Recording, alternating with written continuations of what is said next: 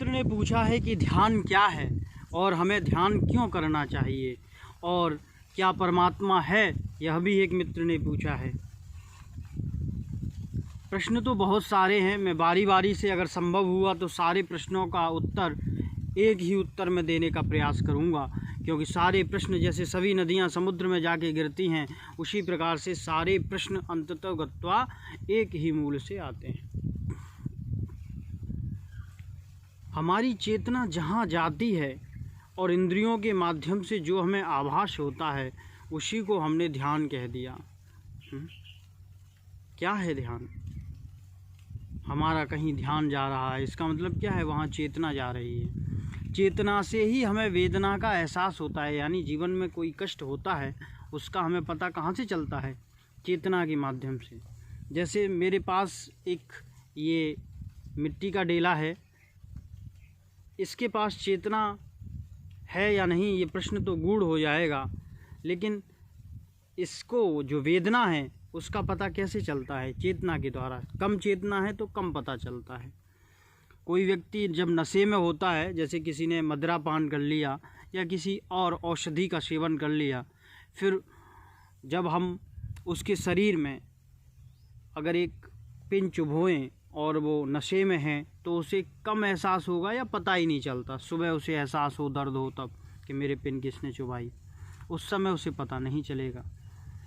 तो जितना ज़्यादा चित्त में चेतनता होगी, अवेयरनेस होगी, जागृति होगी, उतना ज़्यादा हम ध्यान की तरफ होंगे। ध्यान तो है ही, ध्यान के अतिरिक्त और कुछ है ही नहीं। ध्यान की अवस्था कम या ज़्यादा हो सकती है, कोई ज़्यादा ध्यान में हो सकता है, कोई कम ध्यान में हो सकता है। जैसे मिट्टी का डेला है, ये भी ध्यान में है लेकिन बहुत कम सूक्ष्म है, इसमें भी चैतन्य है। चैतन्य के अतिरिक्त कुछ है ही नहीं, संपूर्ण जगत में वही चैतन्य व्याप्त है। जिसे आप एनर्जी बोल दें, चैतन्य बोल दें, आत्मा बोलें, परमात्मा बोलें, जो चाहें बोल दें, कुछ ना बोलना चाहें, सिर्फ महसूस करना चाहें तो कह सकते हैं। हमने अपनी भाषाओं में उसके लिए शब्द बना लिए हैं, जिससे ये संपूर्ण जगत हम देख रहे हैं सृष्टि में चैतन्यता व्याप्त है। और चेतनता प्लस ऊर्जा, एनर्जी, या मैं और सूक्ष्मतम जाऊं तो आपसे कह सकता हूं कि कुछ केमिकल रिएक्शंस हो रही हैं, या और कहें तो सिर्फ कुछ रिएक्शंस के ही प्रभाव से यह जीवन बना हुआ है। मेरा ये जो शरीर है सामने, कुछ रिएक्शंस का ही प्रभाव है, आपके सामने है। इस मिट्टी से जो अन्न प्राप्त होता है उसको हम ग्रहण करते हैं। सब पीछे मेरे वृक्ष है, वह ऑक्सीजन दे रहा है जिसको मैं ग्रहण कर रहा हूँ, और मैं ऑक्सीजन के अणुओं को लेके CO2 आप जानते ही हैं कार्बन डाइऑक्साइड जो यह वृक्ष ले रहा है, एक लेन देन चल रहा है, जैसे भी यह जीवन चल रहा है यहाँ पे। और उसके जो भीतर चेतनता है, यह संपूर्ण जगत चैतन्य है, जो धर्म की समझ है। तो यहाँ अवस्थाएं कम या ज़्यादा हो सकती हैं। जितने ज़्यादा हम जागृत, जितने ज़्यादा हम अवेयरनेस, जितने ज़्यादा हम कॉन्शस हो जाते हैं, उतना ही हमारी अवस्था ध्यान की कहलाती है। और यह एहसास है, एक फीलिंग है, एक अनुभूति है, जो करने के द्वारा ही समझ में आएगी। कोई ये कहे कि डायरेक्ट आपको समझा दे तो वो नहीं हो सकता, ये तो करते करते ही आता है। इसको कोई डिफ़ाइन नहीं कर सकता कि ध्यान क्या है, इसको तो समझा जा सकता है और ख़ुद से ही समझा जा सकता है।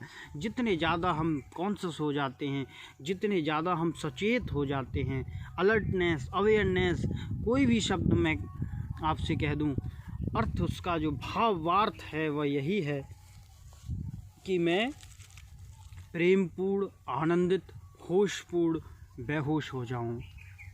बड़ी जटिल बातें लगेंगी, आपको विरोधी लगेंगी, आपको लगेगा कि तो विरोध हो गया, होश में भी बेहोश में भी। हाँ, यही, और आनंद भी हमें इसी में मिलता है। या तो हम पूर्णतः जागृत जब होते हैं, जैसे कोई रंगमंच चल रहा है, आंखें फाड़ के लोग देखने लग जाते हैं क्या हो रहा है, या कोई नशे में एकदम से खो जाता है, वो भी कहता है मैं आनंद में हूँ। वो जो देखता है एकदम वक्त को ठहर लेना चाहता है। प्रेमी प्रेमिका का जब मिलता है तो प्रेमी चाहता है वक्त यहाँ ठहर जाए, मैं पूरा इसको जान लूँ, खोज लूँ, पी लूँ और एकदम सचेत हो जाऊँ, ये क्षण बेहोशी में न चला जाए, मूर्छा में न चला जाए। ये सब क्या है?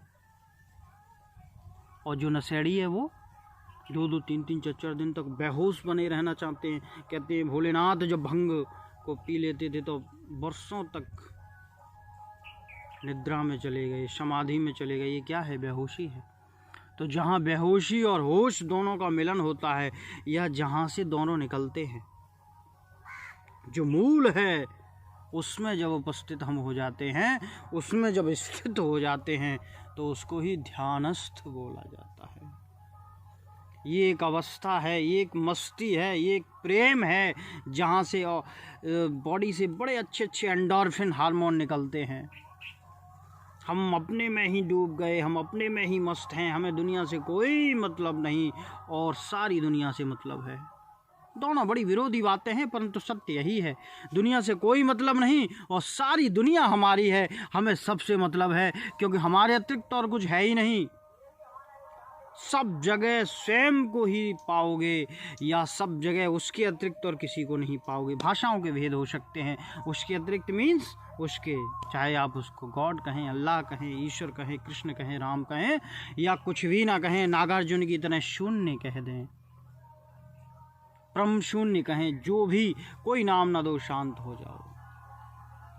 वो जो एक अवस्था है, वो जो भावों से भी गहराई में चले गए, तो भावातीत अवस्था जो हमने कह दी, उसी को समाधि कह दो या ध्यान का लक्ष्य कह दो या मूल कह दो, या सबसे अच्छा जो मुझे अपनी समझ से लगता है, कुछ भी ना कहो।